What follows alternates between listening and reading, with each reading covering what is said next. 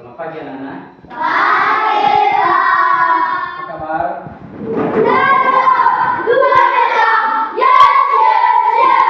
Silakan duduk. Bagaimana hari semua? Baik, Pak. Betul? Betul, Pak. Sehat? Sehat, Ada yang Pak. sakit? Sehat, Pak. Oke, minggu yang lalu kita telah belajar mata pelajaran IPA tentang makhluk. Sudah kan? Sudah. Masih ingat? Masih, Pak. Sekarang mari kita coba lanjutkan pembelajaran berikutnya dengan materi simbiosis.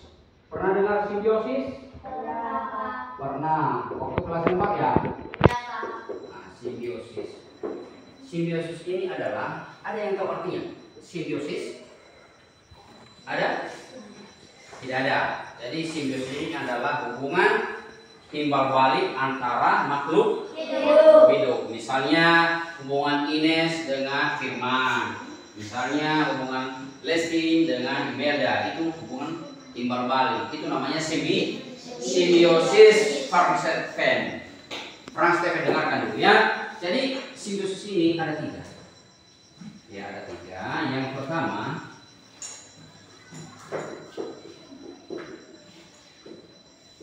simbiosis mutualisme. Simbiosis mutualisme ini, ya, pernah lihat kerbau? Pernah. Ada yang punya kerbau? Tidak ada. Tapi di mana lihat? Di sawah. Jadi di sawah ini ada kerbau. Pernah lihat burung? Pernah, Pak. Nah, banyak kali kan burung? Iya, Pak. Banyak sekali. Tetapi pernah lihat burung yang menggigak di punggung kerbau? Pernah, Pak. Pernah. Siapa yang pernah lihat? Oh, banyak ya yang pernah lihat. Nah, jadi itulah contoh, ya, contoh simbiosis mutualisme itu adalah kerbau dengan burung. Ini kerbau atau sapi bisa. Oke? Nah, jadi sekarang yang terjadi di sana, diperhatikan ya, yang terjadi di sana, di kerbau itu atau sapi itu, anak-anak, ada kutu yang hinggap di badan kerbau. Kutu ini merugikan kerbau tidak? Merugikan, mengisap darah kerbau. Oke, sekarang burung datang. Burung ini juga mendapatkan makanan, dimakannya kutu kerbau. Jadi si kerbau beruntung enggak dengan adanya burung? Beruntung. Kenapa? Karena udah dimakan kutunya oleh burung. Beruntung burung. Apa untungnya? Mendapatkan makan. Rugi kerbau? Tidak. Justru saling beruntung kerbau, beruntung juga burung. Paham sampai di sini? Paham. Yang kedua, simbiosis parasitisme. Parasit, namanya saja parasit. Ya, parasit. Jadi parasit ini adalah bentuk kuman dia. Bentuk virus. Kalau virus ada yang membantu kita untuk hidup atau mematikan? Mematikan. Tidak ada virus yang membantu, tetapi merugikan. Nah, pernah lihat jeruk? Pernah. Siapa yang pernah lihat jeruk? Oke, karena banyak yang makan jeruk, suka sekali makan jeruk, iya kan? Nah, jeruk ini juga kadang-kadang enak sekali kalau kita pakai pada makanan, iya kan? Nah, jadi di pohon jeruk ini pernah lihat tumbuhan selain jeruk yang hinggap di pohon itu, yang melengket di pohon jeruk? Pernah. Nah, itu namanya tumbuhan benalu. Itu namanya ya, benalu. Jadi contohnya adalah pohon dengan benalu, ya kan? Pohon dengan benalu. Di pohon mangga pun ada, di pohon jeruk pun ada, ya di pohon manggis ada, di mana-mana, di pohon jambu ada itu yang namanya benalu. Selain daripada tumbuhan jambu, ada tumbuhan lain yang hinggap di batangnya atau melekat di batangnya atau melengket di batangnya. Pernah kalian lihat kan? Sekarang Bapak tanya, apa yang terjadi? Lama kelamaan? Mati. Apanya yang mati, benalunya atau tumbuhannya? Tumbuhannya. Nah, berarti tumbuhan itu rugi ya? Iya. Atau beruntung ya? Rugi. Benalu? Beruntung. Kenapa dia beruntung? Iya, oke, pintar ya. Siapa namanya? Lesti. Maka halal. Jadi itu berarti benalu beruntung. Jangan jadi benalu ya.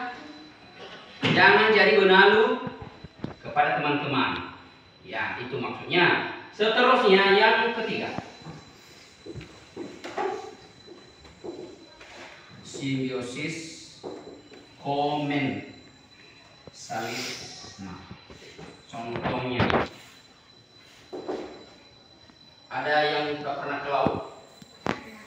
Sudah, ada. Ini ada sudah pernah ke laut, sudah pernah mandi di laut? Sudah, belum pernah. Pernah lihat ikan besar? Ikan apa itu? Ikan hiu, ikan gabus.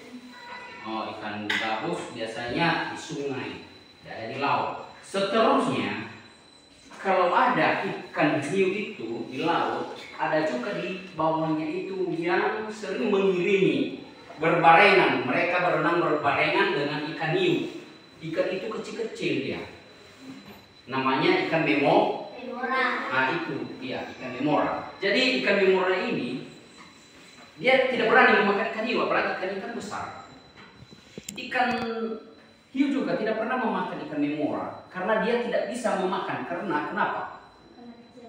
Satu, karena kecil. Yang kedua, nah begini ya.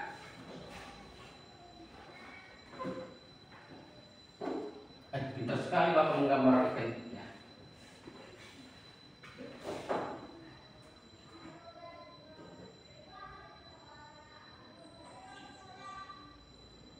Anggaplah beginilah gambar ikannya.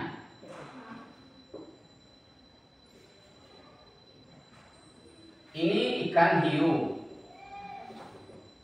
Ikan memora ini di sini adanya. Di sini. Di sini. Biasanya ikan hiu ini tidak bisa memakan ikan ini. Kenapa? Karena ada di sampingnya, ada di bawahnya, ada di atasnya. Terkecuali kalau di depan pun dia berputar, ini juga mengikuti. Dia berputar, dia ikuti badan ikan hiu ini, sehingga dia nggak bisa memakan. Nah, tetapi yang dimakannya ini adalah ikan-ikan yang ada di depannya. Jadi pada saat dia memakan ikan-ikan ini di depannya, ada sisa-sisa makanan ini jatuh. Inilah dimakan oleh ikan memora. Mengerti sampai di sini?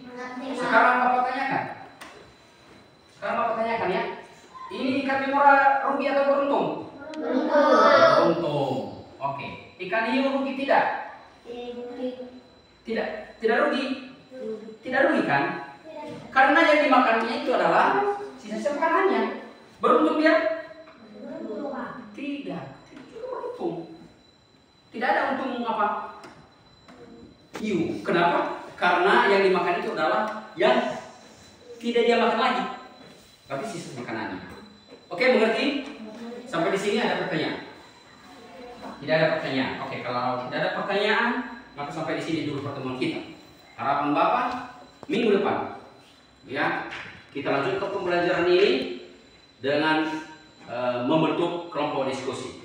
Mengingat waktu kita sangat singkat sekali, dan berikutnya mau masuk pembelajaran kita hari ini. Silakan belajar di rumah. Silakan tunggu jam